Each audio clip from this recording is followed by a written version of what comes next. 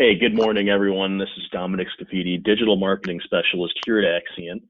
Thank you for joining our Enabling a Remote Workforce Best Practices webinar. We're going to just wait 1 or 2 more minutes for everybody to take their virtual seats, and we'll go ahead and get started at about 11:02 Mountain Time. If you have any questions, please go ahead and ask them throughout the presentation in the chat field or questions tab. And we'd be happy to answer them during the presentation or towards the end.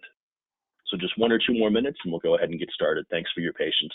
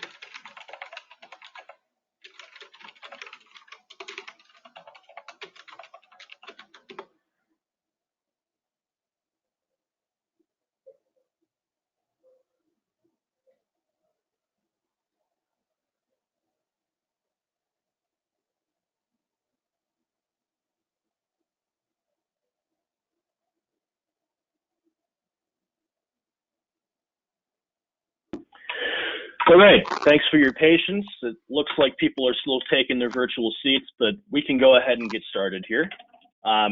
There will be a recording sent out after this webinar is complete, so stay tuned for a follow-up email if you missed any key pieces of information. So we'll go ahead and start by introducing our guest this morning.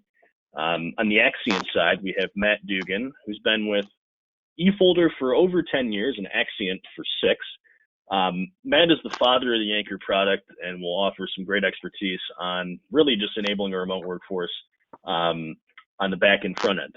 On the MSP side, we have guest and partner Joe Johnson. He's worked in IT for 25 years and is at Integrated Solutions, a MSP that serves the medical, legal, and I guess you could say accounting and manufacturing vertical. He's been there for about 3 years and will offer us some very good information on what it's like to enable a remote workforce, especially in the medical vertical during this time. So with that, I'll go ahead and throw it over to Matt Dugan. Thank you guys for tuning in today. Thanks, Dom. Thanks, Joe. Appreciate teaming up here. And let's start, kick things off with a quick poll. It's more like a pulse check. I see some of you guys who might be looking at other things on your screen. But please join in here and let's get some answers real quickly. Are you working remotely right now? This is for you specifically. Are you working remotely right now? Last time we saw above 80%.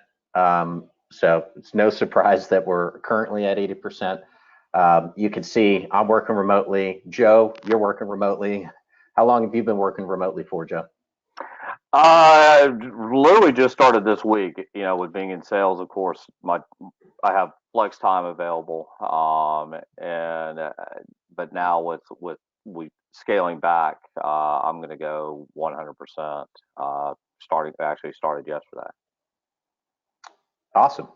Now I'm interested in learning a little bit about the 20% that is not. Is that because your job requires you to be on site? You are an essential employee or essential retail of sorts, or is that because of choice that you simply can't work at home? There are too many munchkins or gremlins causing you grief and you need to get into the office and you've got a safe and secure office? Throw a note into our chat. Let us know what might be going on there. Let's do a quick chat about the state of the current workforce and what's happening here. So you can see at Axcient, we're really big on remote. Our company was built on a remote workforce. So whereas we have centralized offices and hubs spread across the globe, a great significant portion of our team is distributed across the globe in various different areas and countries. And so we naturally know how to operate and be very productive remotely. And tools such as video conferencing and file sync and share and chat really help empower that.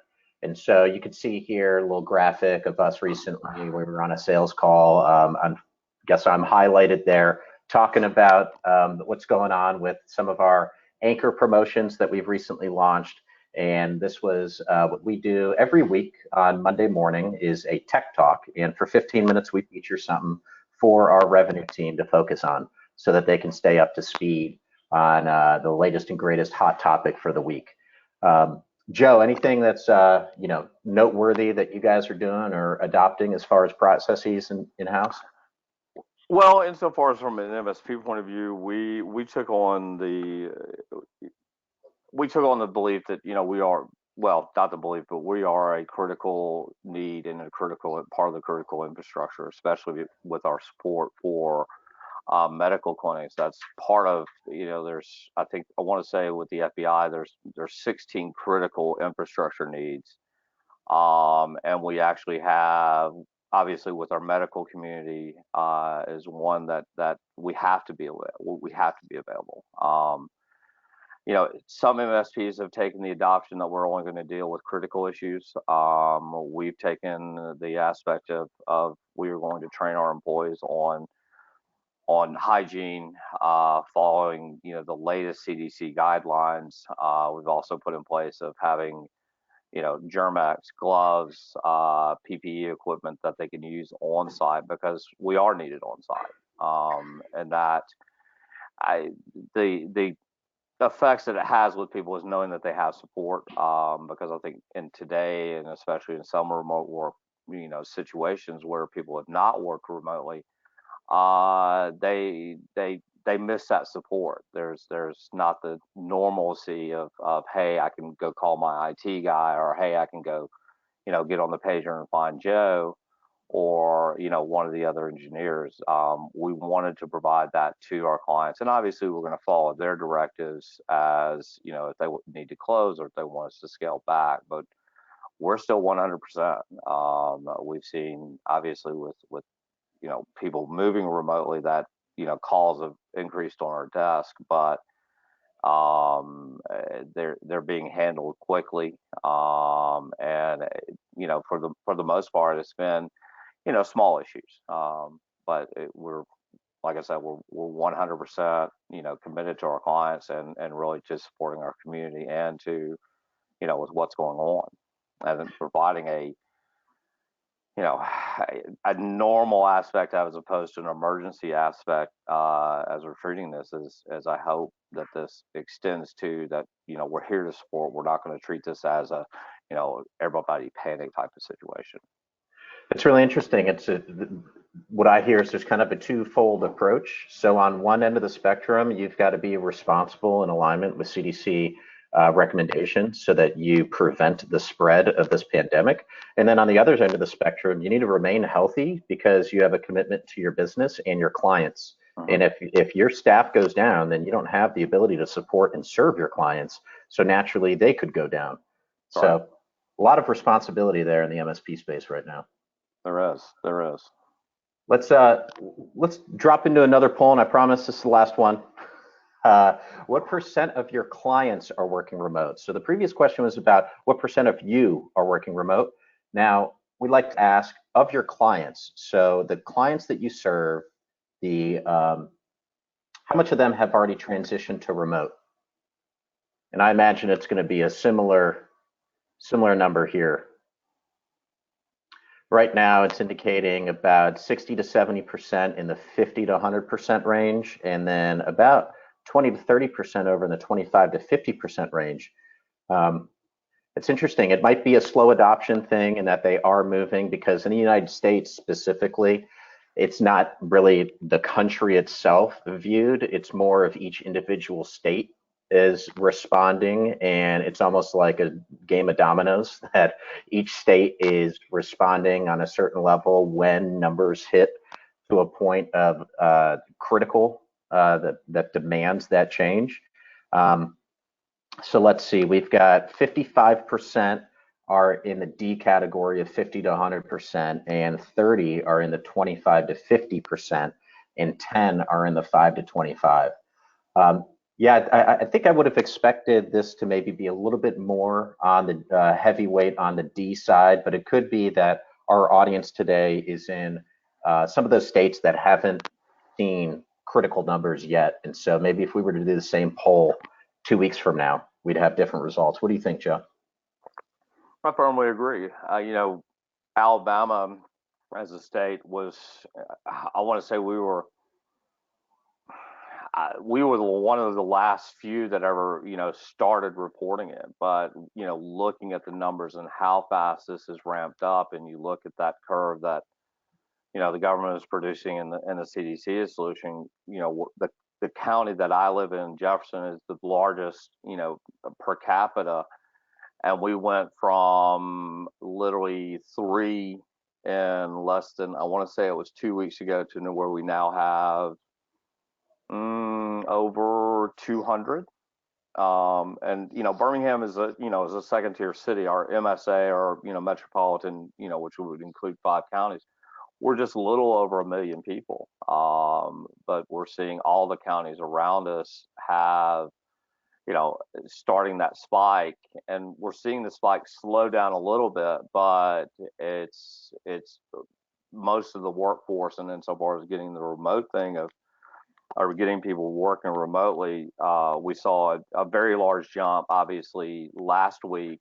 By the end of the week, everybody that had been put in place, and we're still seeing, clinics today, or customers today that have, said the word that, what, we are closing the office, we're going to move remote. And I only expect that number it will increase, but it won't be on that high curve of that. It will start, working, a little bit out. Interesting. So if you haven't experienced it yet, you can expect, I guess, that you are, or your clients will be transitioning. And if your calls and your call lines aren't exploding right now, given another week or two, you'll see some activity there. And so SMBs need your help. The work from home headache, we've got some things that, on-premise file server and finicky VPNs, these things have just, technology is designed to empower us and not get in the way. But when you've got old technology and you've matured and evolved your needs and your process, the technology needs to evolve to also serve those new needs. And we see that some of these technologies haven't. And we still have the same pains that we had in the 90s of, remote salesman that's on the road trying to figure out and get access to his slide deck before he does a presentation because he just parked his car and he's on site. And for whatever reason, that VPN into that file server is not working. So, Joe, maybe you can talk through some of that, because you've got a lot of years of experience in this space. Having great point, and so far as technology is supposed to enable us and help us make decisions faster, and having right information at nearly at a fingertips touch, and it has created problems. I think one of the biggest ones, obviously outside of the technology side, is you have shifted an entire workforce that have never worked remotely before. And that it does take a different sort of mentality to understand that process and understand that flow. And the social isolation, I mean, we could go off way onto the social isolation, but most workers that have been removed or moved to remotely have had very, very limited scope in what their processes are. Put A to B, B to C, so on down the line. And now that you don't have that support, or coworkers, teamwork, around you to be able to help you make decisions, ask questions, it's caused hesitance. It people hesitate about doing something, not wanting to, quote, screw something up. The other thing too, and I guess dealing with this is how do we protect those files? Because as a company, as an as a MSP, we've adopted really over the past 2 years, we're going to take everything from a security point of view, and we're going to find technology that supports that initiative to keep everything safe. I mean, we've seen from, and personally from my side, when I started with our company, we would have anywhere between 1 to 2 clients maybe every quarter get hit with ransomware or something like that. We've actually reduced that down to well, we're into April now. Let's call it, we're into April now. We have not had any clients except for one that happened last night, and that really shows that, you know, dealing with, you know, an on-prem file server, really beefing up how we deal with the security side on the VPNs.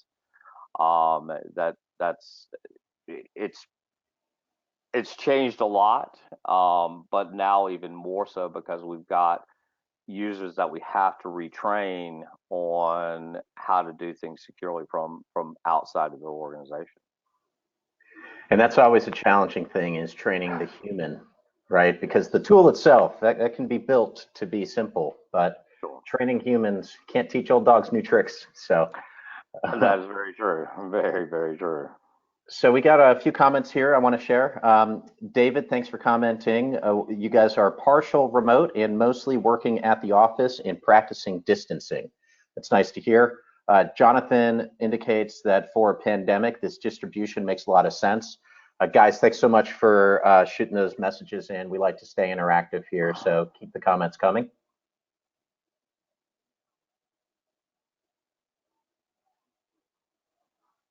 And then let's talk about business continuity planning. So we talked about some of the pains with this transition to the remote workforce, some of the challenges for retraining and using old technology. Now let's talk about this business continuity planning and what you have currently. So do you guys have a current disaster recovery plan? One of our colleagues, Dom, even said that one of his father's businesses has a natural disaster plan, an active shooter plan, a fire drill plan, things of that nature, which seem to be commonplace for our environment today. But nobody seems to be thinking of a pandemic, a global pandemic plan. So what are your guys' continuity plans like? And Joe, maybe you can start us off and walk us through what you guys have going on.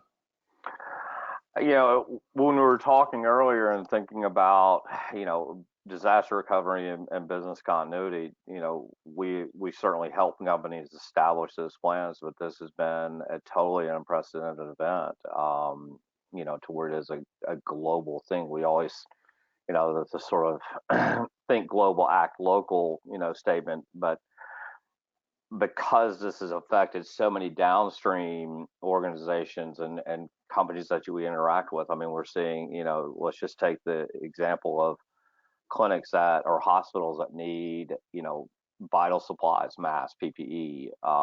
You know, small clinics are facing those same challenges because either the remote workforce for, let's say, for example, McKesson, you know, they've scaled back the deliveries, and sometimes the product isn't even there. But you know, what used to be, quote, an instant on type of thing is no longer there. But getting to the disaster recovery, most of the plans have been, if you're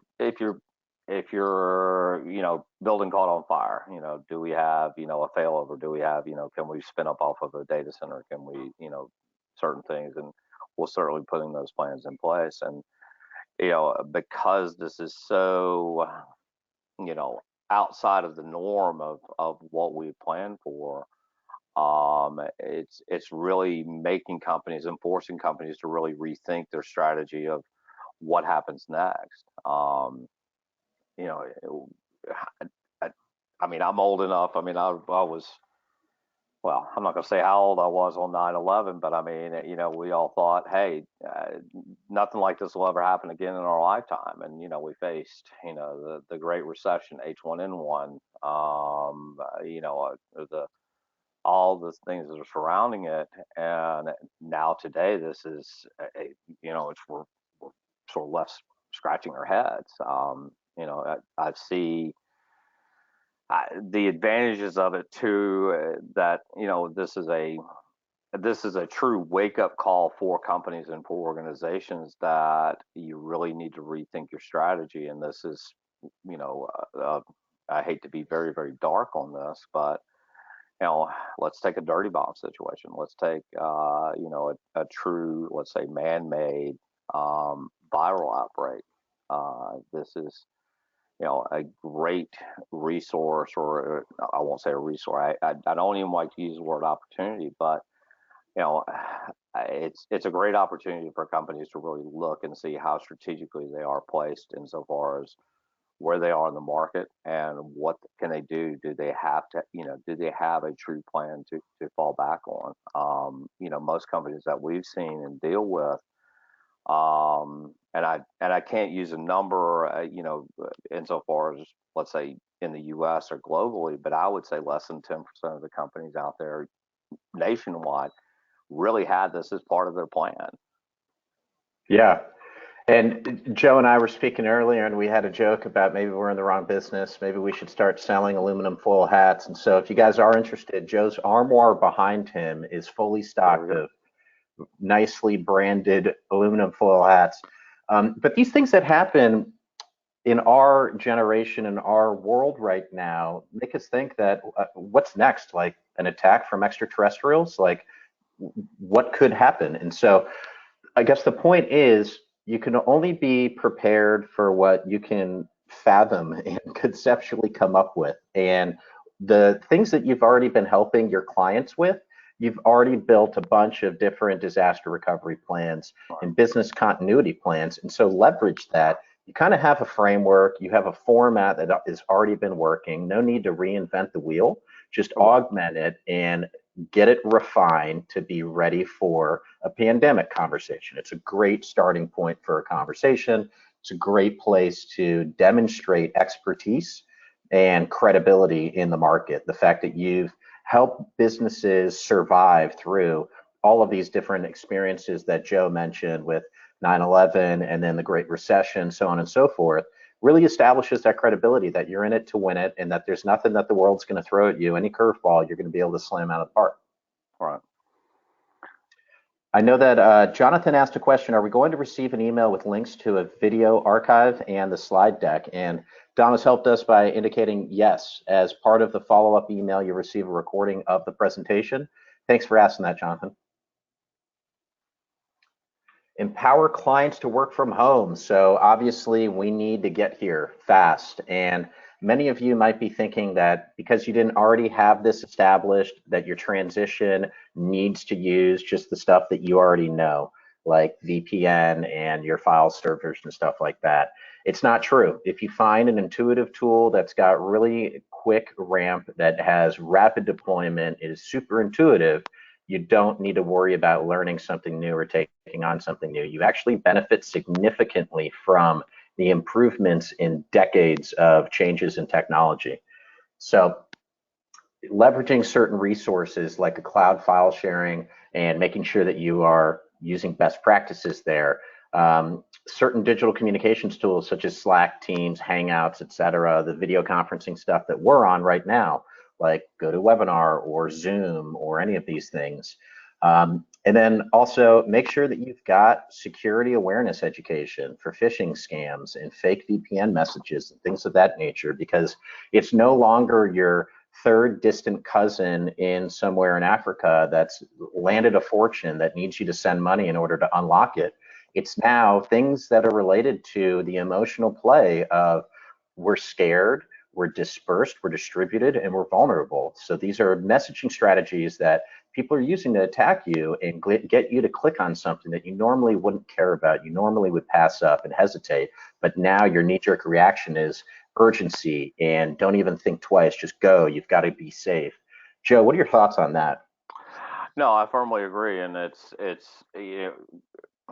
because of what we deal with in medical, a lot of that information is siloed into an app server, whether it's an on-premise app or whether it's cloud-based, and getting that information out in a usable format has been critical for primary care physicians that need to send referrals to cardiologists or to I know that elective surgeries have stopped, but a lot of we support 3 large cardiologist groups, and they have not seen a slowdown in their patients. And typically, these patients that are showing up at a cardiologist is they're not healthy. They have lots of underlying problems. They may need to see another referral. One of our clinics, amazingly enough, is it's not a cardiology-based group, but it was a company that was experiencing they were having to send out massive amounts of data and in a very 1980s sort of way. And EMR and EHR is a for lack of a better word, the idea of HIPAA and high tech was that information could be shared freely between clinics, between hospitals, between doctors, and you would have sort of that instant communication or instant information at hand. But that's actually proven the reverse of people treat or clinics treat or companies that provide the solutions of it's hard to get information out. Luckily, they have built-in solutions of being able to print the record, and on a paper, or being able to print the PDF. We have put in for one clinic, they were able to ramp up very quickly of what would take 3 to 4 hours of sending out a 100-page patient referral or a patient record to another clinic, where now it's near instantaneous. They can put it to a PDF, store it securely, share it securely, and have really a granular thing of here's who opened it, here's who it's shared with, and that is proving invaluable for us and for the clinic. And the interest that we've seen in other clinics having this ability is almost exponential over the past, I would say 10 days. The key point with Anchor, and we were having a conversation earlier about, if you go out and look and you do a Google search saying HIPAA compliant document cloud, there's the top 3 that come up are OneDrive, which we all know is not secure, Dropbox, and Google Drive. And there was another one that was mentioned. I think it was Box was it. Interesting enough, as you went across the pricing and looked at it, their enterprise plans, which were only the ones that was truly HIPAA compliant, that's the only pricing that they didn't establish. And because of our ability with serving as a security administrator, an IT administrator for a lot of these organizations, we are 100% assured and confident in the security aspect as we approach each client from the security point of view. We've also, some clinics have put in a sort of a layer right below us that will review what's going in, what's going out, and will handle sort of the archival of patient records. So it's proving it. Like I said, I can't speak highly enough more. I can't speak. There's not enough adjectives in my deck to say how easy this has been to use. The solution is easily spun up, and I could have a user trained in less than 15 minutes. And so far to date, and I can go and look through our ticketing system, there's only been one user that has submitted a ticket saying, I don't know how to use this. And literally, because we had somebody on site that had been trained in this, they went and showed her literally 5 minutes. All you do is click print. It automatically saves it to the correct format, and not format, but to the correct file. And you call the receiver and say, please, your file is ready to be uploaded. If you've not already given me your email address, please give it to me. And they're off doing the next thing. And it's freed up so much time. The issue of the faxing was, a record that would take 3 or 4 hours to fax. Sometimes the line would break. Sometimes, it would tie up that resource if it was able to go through. Well, say I've got 5 patients that have, 100 plus records or 100-page records.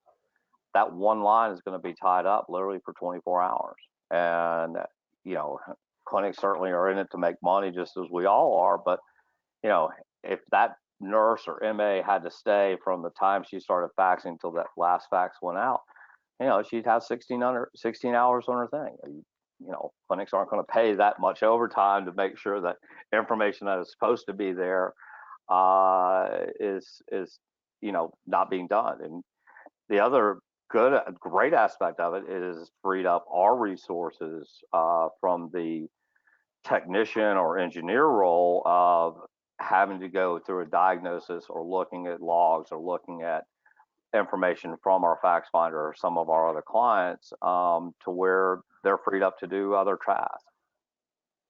That's awesome, especially to know that these things such as fax and VPN and these old outdated technologies are one of the top ticket drivers, if not the number one for an IT team. And so companies just spending tons of money trying to support these old outdated tools.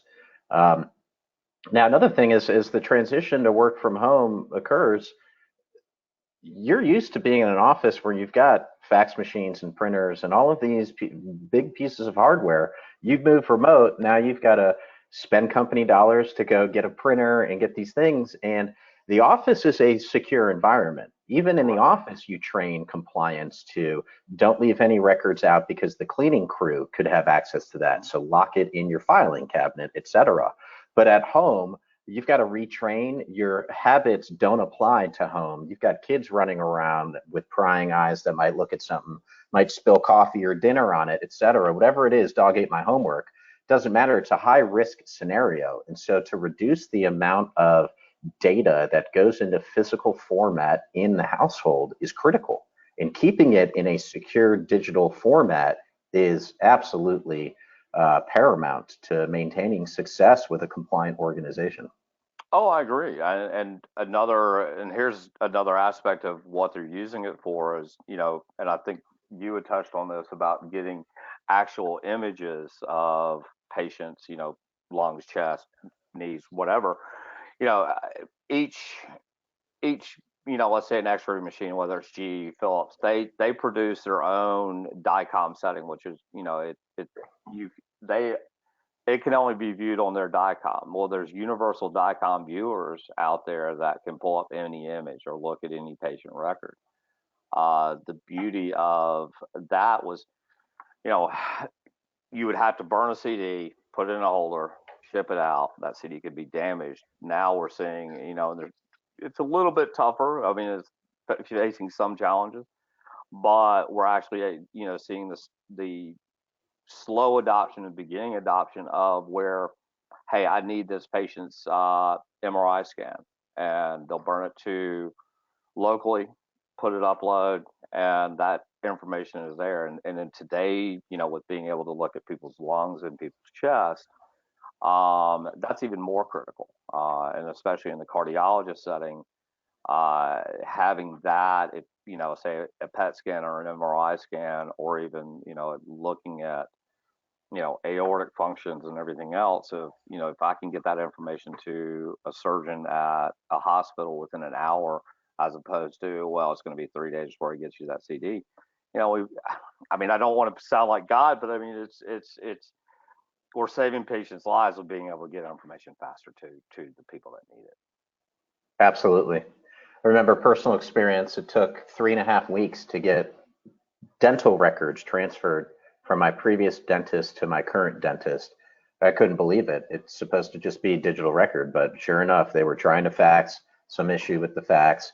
And just the nature of, we have a backlog because we perform old manual process. If we were to adopt a rapid digital automated process, there would be no backlog. There would be no queue. You would not have to wait in line or have any delays. You just get the information instantly. So that's really interesting to talk about. Let's see what we got next up here. Some security tips. This is exciting. So it seems like all of this transitions. We were just talking about compliance at home and reducing the amount of data sprawl. Security tips here that we got: password protection, multi-factor authentication, and identification, and then also personal device policies. So here at Axcient, we leverage and utilize all of these things. What's really interesting with the Anchor product as well is that it does password protection, resets, policies, multi-factor authentication, and personal device data exists and is self-contained and can be remote wiped at any time. So, Joe, what are your thoughts with these 3 bullet points in these areas?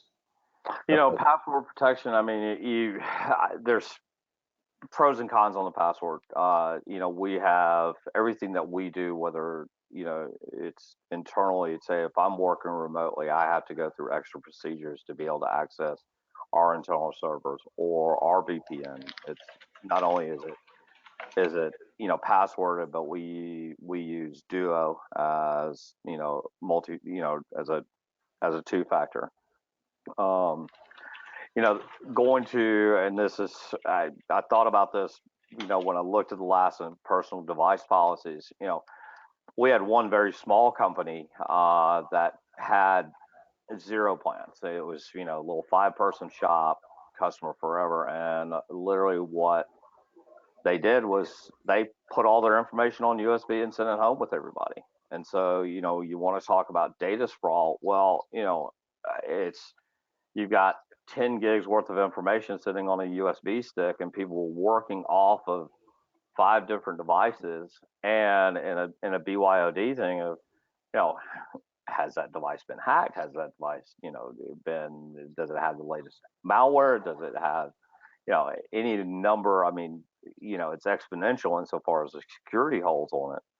But it's the nature of not planning. But personal devices in the certain situations, we have tried to do our best with companies that just don't have the devices to take home. Let's say, for example, a school got 50 million Chromebooks that we can send home with students to start e-learning. Well, as a company, it's hard for me to maintain a fleet if I've got 100 employees that I instantly have to send home. My cost overhead on trying to maintain 100 laptops is tough.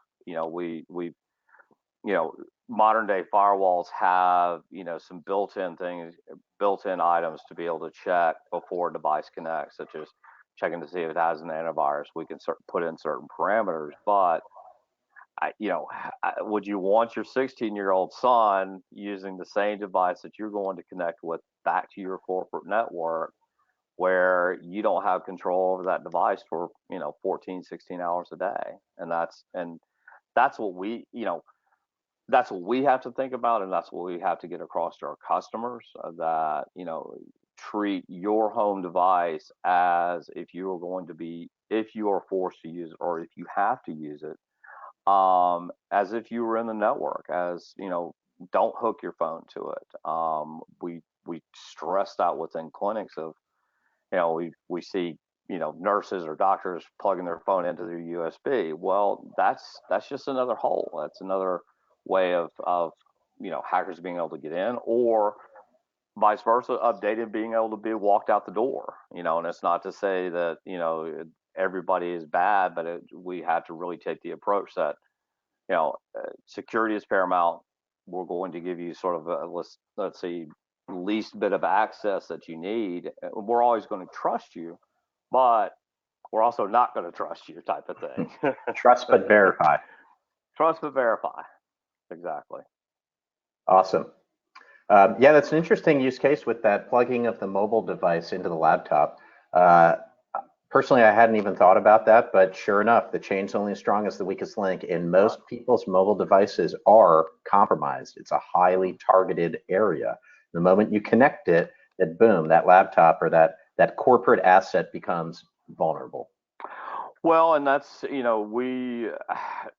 and balancing that out is very tough, and hopefully, technology, as we start speaking more about security, a phone essentially is when you plug it in, essentially is a USB device. Well, okay, I get a patient's record on a USB device. I need to be able to plug that in and look at it. Well, corporate policy says that, no USB devices. Well, great, I've got to go find IT administrator. I have to get at this, and that's just another case for having Anchor as your solution to it. It negates the need to have a USB device. It negates the need to have a potential security issue that, as we all know, you look at Stuxnet and everything else of, and even look at it today of, people are sending out teddy bears with USBs, and it's like, oh, hook up this teddy bear with, and record your special message. Well, as soon as you do it, it's off to the races. Yeah. There's just vulnerabilities, and you can get compromised no matter where you look. So Exactly. We're going to get right back on track with that aluminum foil hat, because it's the only way we're going to be safe nowadays. I'm bald now, sort of like I may wait and put saran wrap up there first. Or maybe you just got surgical implants there. That's why the hair can't grow through it. We don't know yet. Maybe that. You know something we don't know. You've got a leg up. So we talked about the transition to remote workforce. We talked about some of the tools that need to be leveraged. We talked about security best practices. We talked about even sales and bringing that to your clients and leveraging your current services agreement and your current business continuity plans and just taking it the next level and getting it a step up to be pandemic level. Some other tips that we can talk about are, just kind of best practices here for promoting a really nice collaborative experience. As you see, Joe and myself, we're obviously working from home right now, but we're dialed in to 30 to 50 folks from other areas of the world, and we're showing our face because this brings it to be much more of a human element, and we get an opportunity to really connect and feel the energy and feel that genuine desire to be here and to help out. Having fun with it, I'm kind of a smart ass, and I like to joke, and Joe is on a similar level. We've had some fun so far. Another point here is to take a walk. If you're permitted to do so, get out there, take one of your calls remote, throw a headset on, put your phone in your back pocket, just go take a lap somewhere. Respect the social distancing, but if you're in an area that hasn't been absolutely locked down, sunlight is critical. Feeling the fresh air is critical, and moving your body, because being sedentary in your home office can get toxic very quickly. You see Joe's right next to a window. I'm strategically right next to a window. That way, if we ever need to, we just take a look out and see how green it is outside in the sunshine and get right back into our computer screen dialed in. But Joe, what are your thoughts? Any tips that you've found that really help? I firmly agree. And I'm a people person. I like being around people. I like having that connection, the physical connection, whether, not physical, like, hug or that. I mean, I'd certainly like that, but I'm a hugger. I'm more of a bumper than anything. It's just sort of like, having that, and that's where, we had a meeting last week and discussing, the people that let's say that started last week of, that first week of working from home is exciting. It's, I can put on a nice shirt, but you know what? I can wear my boxers, I can wear flip flops, I can do whatever I want because all they're going to see is from here up. And now it's sort of like we're now into sort of week 2, and I'm like, I really miss seeing people. I can only look and play with my dog so much, but I have to have that affirmation from other people, and part of what, in all workforces, you have to have that collaboration. You have to have that give and take of, hey, what about this? Hey, discussing even inane things. We don't have that ability anymore. Well, we have the ability, but it's in a different context. I mean, it's I strongly encourage of taking those breaks and taking those breaks for yourself, because there's been studies that say that people that actually work from home actually end up working more hours and actually also are a little bit more productive. Yeah. And they don't have, and this is, let's say the things that we miss, such as the socio, and so far as the interaction. But since we don't have that, we're able to dedicate into our work. But you cut that in half, or you cut that off, and it's hard to find those balances. Um, Definitely games. One of the things that another ConnectWise did was, post your video, post a video of you washing your hands and singing a song for 20 seconds. Get outside of yourself, because you are now forced into an uncomfortable situation. Hey, there's nothing wrong with taking that extra step. And I mean, and I hate taking pictures. I hate being on camera. There's a bunch of things, but I mean, I hemmed and hawed for about a day and a half of singing a song, but I just worked up the guts to do it. And this is a great time really to personally explore. What are your limits? What do what means more to you? Or have you ever been afraid to try something? Well, hey, you know what? Now you are in your work environment now. You're working out of your house, and you know what? That means that I've got a comfort place. I've got a comfortable area that, hey, maybe that idea that I wanted to talk to my boss about, or that, new initiative. There's certainly lots of things, and we're all going to go through highs and lows. I'm sort of treating this as sort of the 5 stages of grief. But I really look at it, and I'm taking that this is going to be great at the end of this, and finally when we can see, the light at the end of the tunnel. I mean, because I don't even see a light at the end of the tunnel. When we finally start seeing that truly great people, and I don't even want to use the word great, but that everybody that has gone through this is going to experience another level of being connected, of understanding what it's like. And I heard something today of, we now fully understand, or at least have, not even fully understand, we have 10% of the understanding of what it's like to be 85 years old and being a shut-in, because we've lost that. And that there's so many things that can be opened up with this, but I highly encourage to, take time for yourself, take time to look at your goals, and take time to, really evaluate what's important. I love how you talked about the security of the space that you're working from home, and find the courage to perform a vulnerable action, make that call that you might normally not have made, sing on camera, whatever it might be. I also want to add one point of to be responsible. And what I mean by that is I misclicked. I was in the bathroom and took my shirt off, and my top 3/4 right here exposed to my colleagues for a short period of time. And I apologize, but it happens to the best of us. So just make sure that you're responsible with what you're doing, and click the right buttons so that you don't get embarrassed. It's funny because when we were taking that break in between our pre-call and call now, and it's like my wife and I were standing there talking, and I'm like, crap, everything is on. I didn't walk away. I didn't turn off the mic, didn't turn off the camera, and I just started laughing about it when I was thinking about it. It's like, right now they're hearing, personal secrets, dirty laundry of things that are out there. But 100% agree.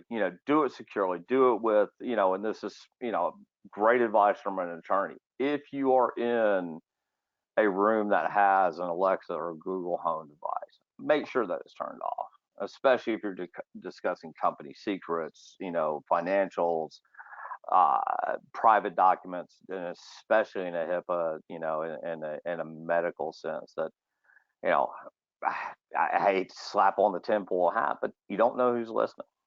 Yep, agreed. And even if it's for a period of time where you turn it off while you're working, or if that's too long, then turn it off when you're having calls with other colleagues, but make sure that you're being responsible about that.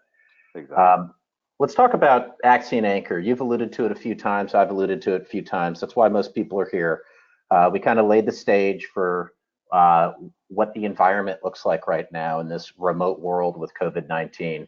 And we talked about a lot of that pain and a lot of those struggles and the frustrations and the transition and the evolution. And we might even find that people are going to love working from home so much that nobody's going to want to go back to an office. Sure. And corporations are going to say, hey, let's shut down the office. Let's save a lot of money. Everybody remain remote, and let's be even more profitable. Who knows what the post-COVID-19 world looks like?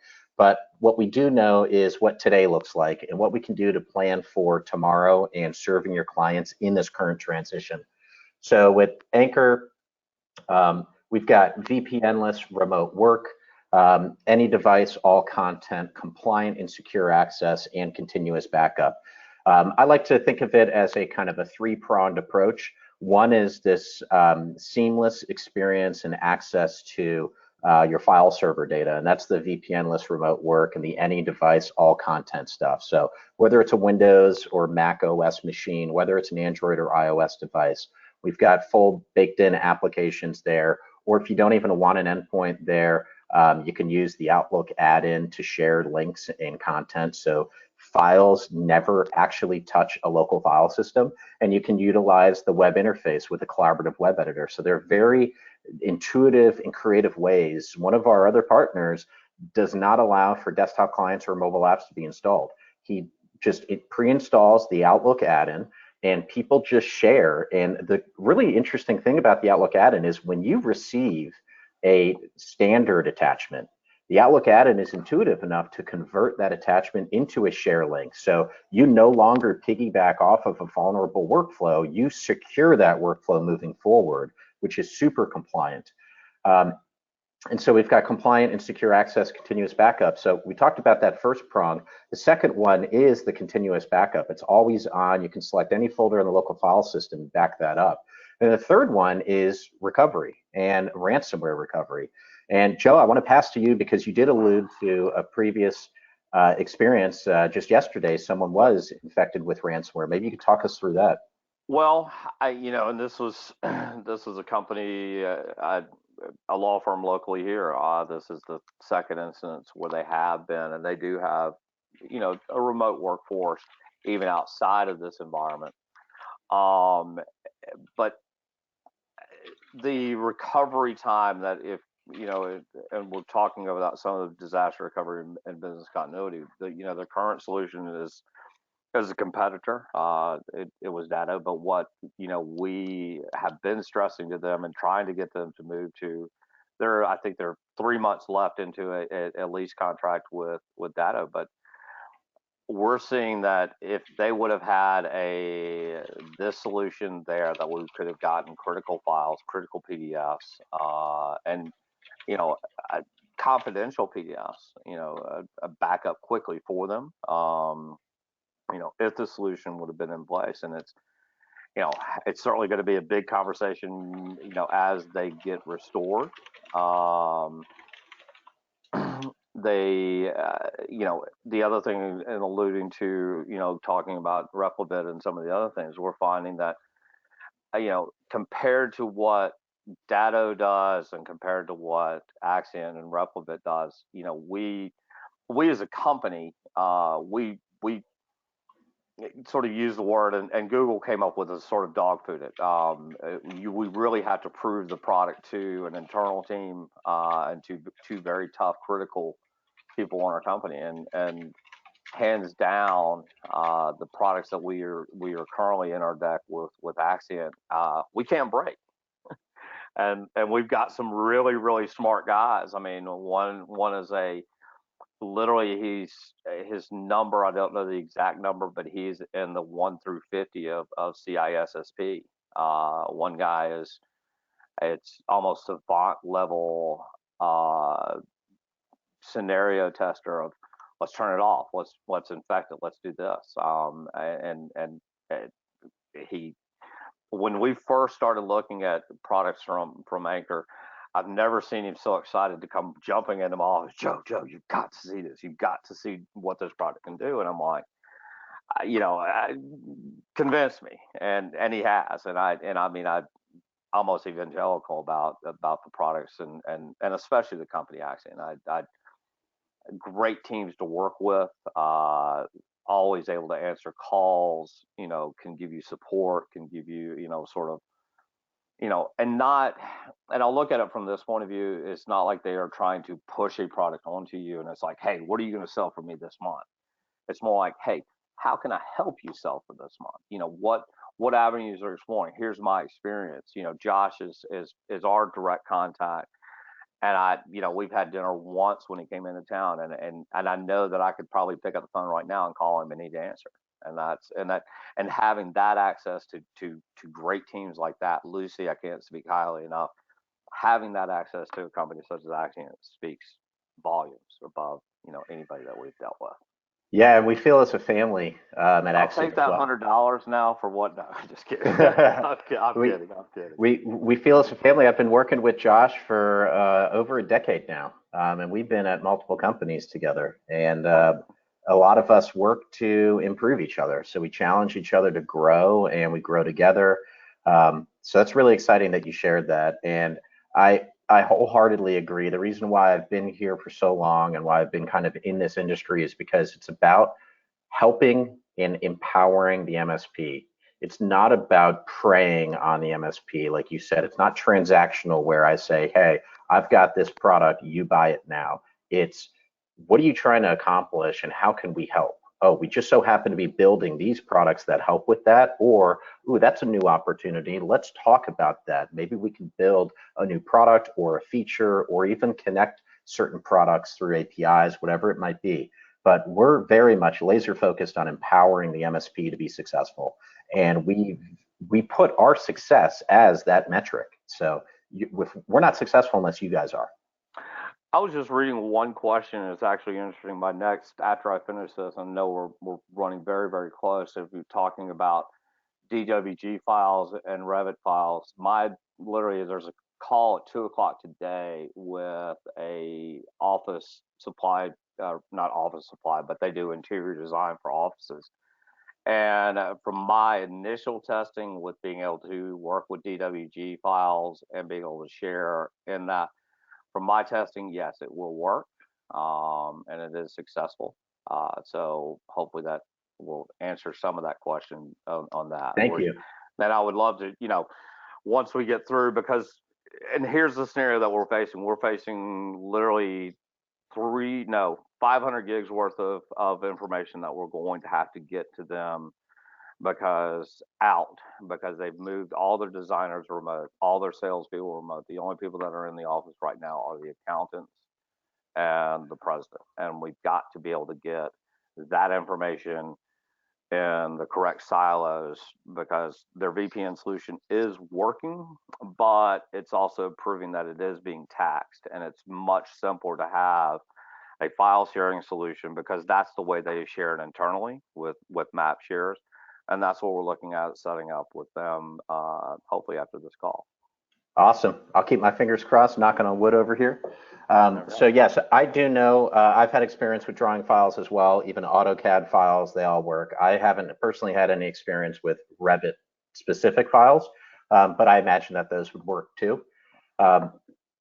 Now, I'm just going to dive in real quick and talk for the next few minutes about some stuff here with what Axcient is doing. So we are very much focused on the success of the MSP. And the way in which we're doing this is a two-pronged approach. One is we revamped our entire roadmap for our products to be COVID-19 specific, focusing on the remote workforce personas. So we've done that with all of our products.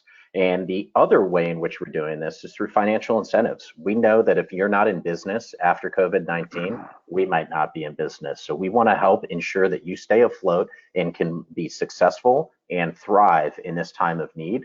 And the way in which we're doing that is by providing promotions. So we've got Axcient Anchor that's free through June 2020.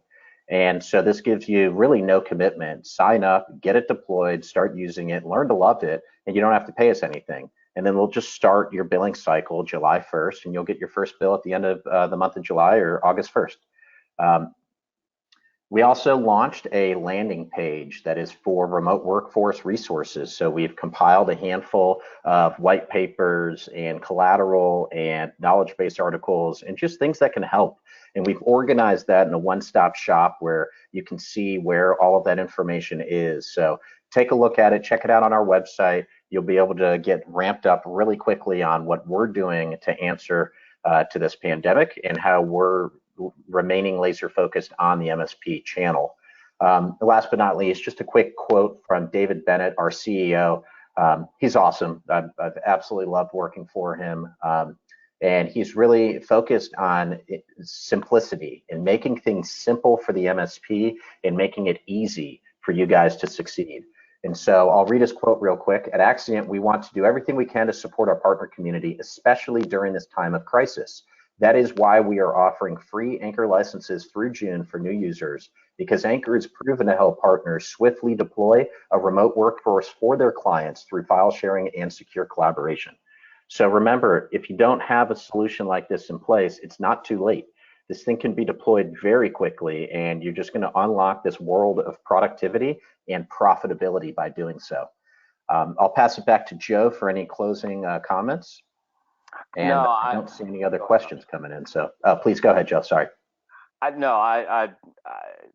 Going back to that last slide of being able to do that, that has been so mission critical for us, of having that availability to, you can't, as you say, you can lead a horse rider, but you can't make him drink. We've extended that out, out to our customers, as well as made it part of our landing page as well, to where there's a pop-up.